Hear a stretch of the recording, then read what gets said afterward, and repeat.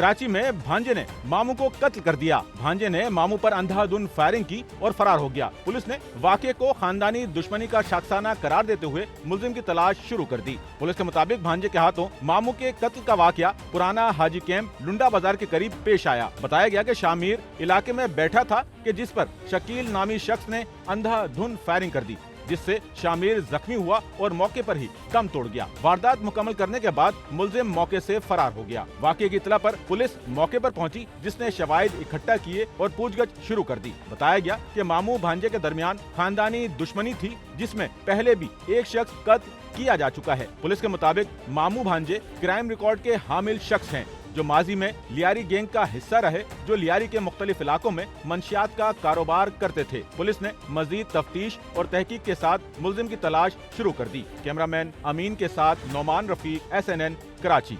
Sachal news network की videos में खुशामदीद। नाजरीन, वीडियो से मुतालिक अपनी कीमती राय का इजहार कमेंट बॉक्स में ज़रूर करें और चैनल को सब्सक्राइब करें।